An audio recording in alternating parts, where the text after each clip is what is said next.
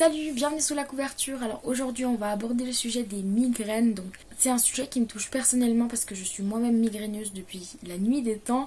Du coup j'avais envie de partager un peu ça avec toi pour qu'on puisse discuter sur ce sujet. Donc la migraine ça touche quand même 15% de la population mondiale, donc c'est quand même énorme. Les principaux symptômes, mais comme je te le dis dans chacune de mes vidéos quasiment, chaque personne est différente, donc ça arrive que certains symptômes soient accentués chez certaines personnes et absents chez d'autres. Enfin, tu vois ce que je veux dire. Du coup, le principal symptôme, j'imagine que c'est quand même les maux de tête. Donc, c'est souvent localisé. Donc, tu peux sentir où tu as mal. Donc, par exemple, du côté gauche, du côté droite ou des deux côtés. Mais c'est quand même moins fréquent. La migraine, ça peut vraiment être compliqué des fois à distinguer d'où vient la douleur. Personnellement, moi quand j'ai mes migraines, j'ai l'impression que c'est partout. Mais après quand je me concentre bien, je sais que c'est à peu près localisé. Souvent la migraine, c'est pas du tout comme le mal de tête qui est plutôt diffus, comme une oppression. C'est une douleur qui tape, donc comme un peu si tu avais ton cœur qui s'était déplacé dans ta tête. Donc je sais pas si tu vois ce que je veux dire. C'est aussi souvent une douleur qui est accentuée par le mouvement. Donc par exemple moi quand j'ai une migraine je me couche et j'attends à peu près. Et du coup quand je me lève souvent j'ai super mal d'un coup, ça me fait hyper mal et ça tape. Et ensuite quand je suis debout depuis genre 1 ou 2 minutes ça se calme. Bon ça fait toujours mal mais genre c'est moins par à coup. Pareil quand genre tu fais certains mouvements ou comme ça, donc quand je secoue la tête comme ça c'est le pire. Enfin bref, donc hier j'ai eu une grosse migraine, donc c'est bien pour faire cette vidéo, c'est juste le timing parfait. La plupart des migraineux pourront le confirmer, c'est que quand tu as une migraine, tu es très sensible au son, donc une sensibilité sonore et visuelle, donc à la lumière. Personnellement, j'ai de la chance je crois, je suis pas très sensible à la lumière quand j'ai la migraine, donc ça va. Bien sûr ça me dérange quand elle est vraiment vive, mais de manière générale j'ai pas trop la sensibilité personnellement à la lumière. Donc les sensibilités à la lumière et au son, je trouve que c'est les pires parce que il y a de la lumière partout et encore pire le son, il y a du son partout. Personnellement j'ai des acouphènes et du coup bah super pour quand j'ai de la migraine, ils sont accentués et c'est vraiment très douloureux. Un des autres symptômes c'est les nausées. Donc quand tu as la migraine il arrive que parfois tu sois malade du sens nausées, vomissements, etc. Donc rien de bien joyeux et c'est un des points qui les différencie plus des mal de tête normaux. Les migraines elles peuvent être avec ou sans aura, mais du coup je l'ai mis dans symptômes, je sais pas si tu vois ce que je veux dire. Donc une aura c'est quelque chose qui arrive au tout début de la migraine. Les migraines, contrairement aux maux de tête, ça peut durer de 1 heure à 72 heures, donc 72 heures. 72, ouais, c'est ça. Donc c'est pas vraiment pas mal de temps. Personnellement, quand je fais des crises, ça va. Moi, ça me dure à peu près 24 heures. Mais les gens qui font 72 heures, je sais pas comment vous faites.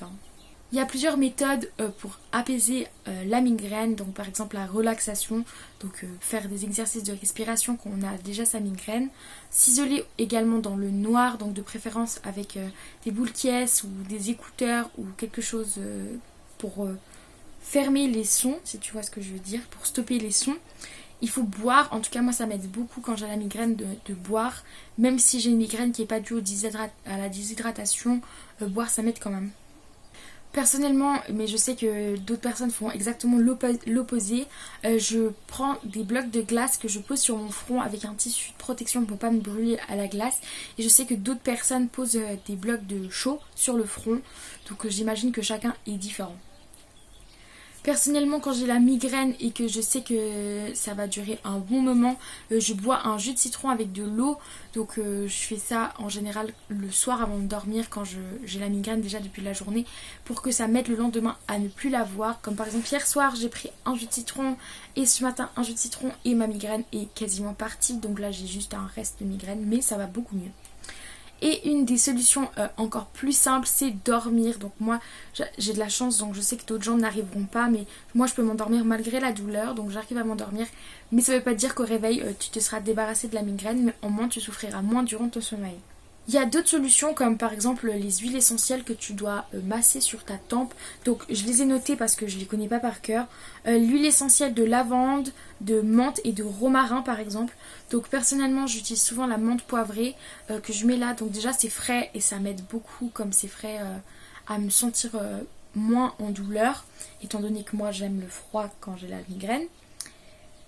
Et sinon, il y a la phytothérapie, par exemple la camomille. Donc c'est vraiment pratique parce que t'as pas toujours des huiles essentielles. Mais par exemple, si tu bois déjà juste un thé à la camomille, ça peut déjà t'aider. Également, tu peux, je sais pas si tu connais le baume du tigre. Donc c'est vraiment super bien. Moi ça fonctionne super bien. Donc je mets du baume du tigre sur ma tempe et j'étale et un petit massage.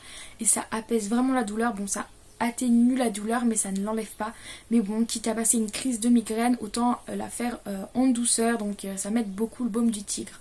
En plus, ce sont des petits pots comme ça, genre qui durent éternellement. Je pense que c'est impossible de le finir.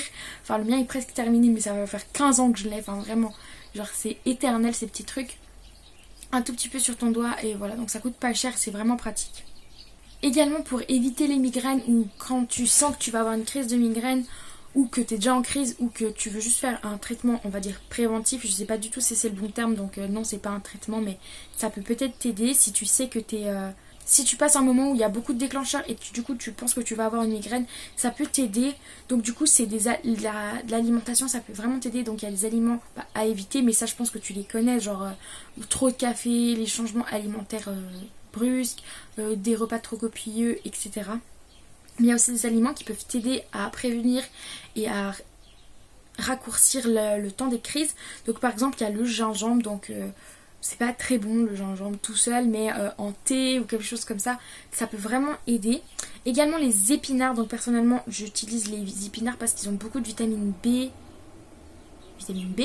Et du coup ça aide à éviter les migraines, donc moi j'en mange souvent. Également le curcuma, donc le curcuma c'est une épice, un condiment, une épice très connue orange qui vraiment apaise les migraines, donc ça peut vraiment t'aider. Et également quand j'ai un début de migraine, je prends une feuille de basilic que je mâche, donc c'est pas très bon parce que j'adore le basilic, mais tout seul comme ça c'est pas toujours super trop bon, mais c'est vraiment cool à mâcher comme ça aide vraiment. Moi je trouve que ça a une vraie différence quand je le fais et quand je le fais pas. Donc la migraine ça a beaucoup de déclencheurs, donc chaque personne est unique, donc j'imagine qu'il y a des déclencheurs personnalisés on va dire. Donc les principaux déclencheurs c'est par exemple les facteurs hormonaux, donc ça c'est plutôt pour les femmes parce que la plupart des migraineux sont des femmes d'ailleurs. Mais du coup ça peut être par exemple dû au cycle menstruel, donc aux règles, donc ça peut influencer du coup sur les migraines. Également la puberté, la ménopause et aussi la contraception, parce qu'il faut savoir que la pilule peut donner la migraine, donc super génial. D'ailleurs quand tu vas à ton gynéco pour avoir la pilule pour X ou Y raison et qui t'en propose une, oublie pas de préciser que t'es migraineux, parce que moi je l'avais pas fait et ensuite elle m'a posé la question et là j'ai pu dire que oui j'avais de la migraine et du coup j'ai une pilule faible, donc très très douce, donc pour pas que ça empire mes migraines. Ensuite, il y a tous les facteurs psychologiques, on va dire, donc le stress, les angoisses, la dépression. Donc voilà, je pense pas que j'ai besoin de trop t'expliquer ça. Le stress, c'est un des principaux facteurs, facteurs de migraine, tout simplement parce que quand tu es stressé, ton corps réagit et la migraine, c'est une des réactions. Et il y a aussi des déclencheurs environnementaux, on va dire, donc du coup la lumière, le son et les odeurs. Donc la lumière, t'as compris, la lumière vive, genre le soleil, ça peut créer des migraines. C'est pour ça que beaucoup de migraineux se promènent avec une paire de lunettes à soleil. Aussi les lumières de type stromboscope, je pense qu'on dit, genre qui clignotent très fort, etc. Ça peut donner la migraine. Ensuite également les odeurs, donc les odeurs fortes, particulièrement le tabac. Moi le tabac je supporte pas, ça me donne la migraine tout le temps. Et une autre odeur que je ne supporte pas qui me donne la nausée et la migraine, c'est le pchit pchit des toilettes. Donc voilà, je sais que c'est censé sentir bon, mais moi ça me marche pas du tout. Ça peut sentir bon, je supporte que celui à la lavande, mais les autres je supporte pas. Genre j'ai des nausées, la migraine de fou quand je le sens trop longtemps, donc voilà, mieux vaut que ça sente le caca que ça me donne la migraine. Voilà, c'est ça la conclusion.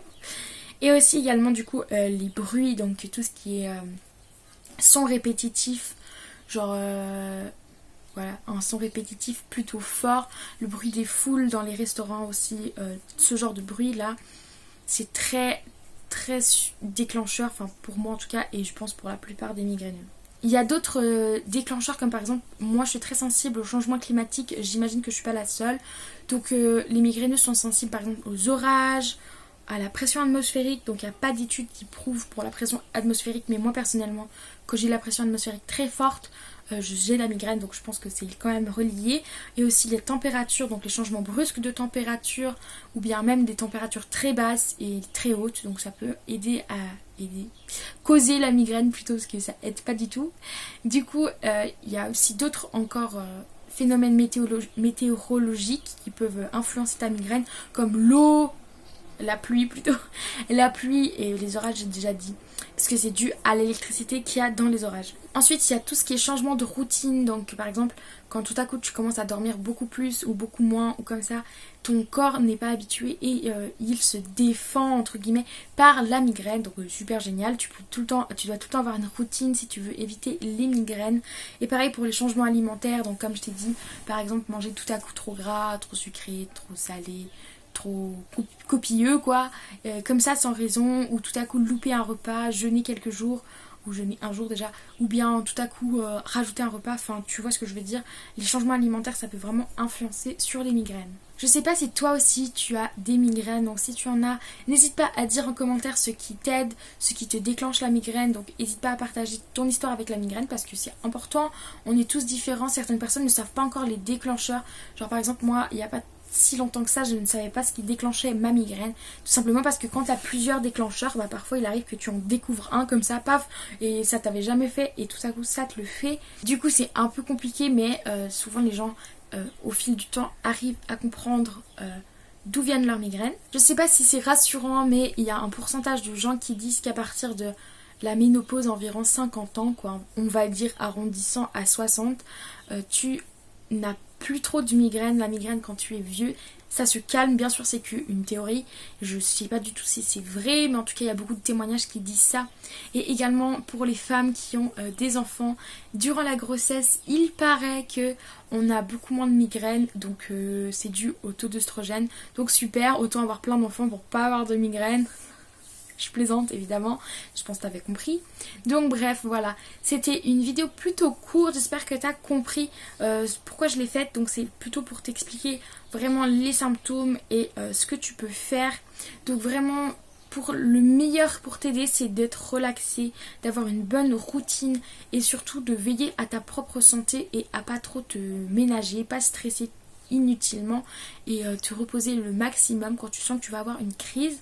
Donc c'est vraiment quelque chose de très difficile à vivre, c'est handicapant, l'OMS le dit que c'est handicapant, donc c'est la preuve que c'est vrai. Non, c'est pas du tout une preuve, mais en tout cas je pense que c'est vrai, parce que devoir passer la journée dans le noir au lieu de travailler ou faire des trucs comme ça, c'est chiant.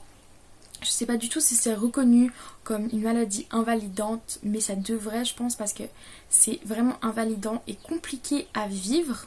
Et voilà, j'espère que dans cette vidéo, tu as pu découvrir des techniques pour apaiser ta migraine, ne serait-ce que les huiles essentielles ou par exemple mâcher du basilic.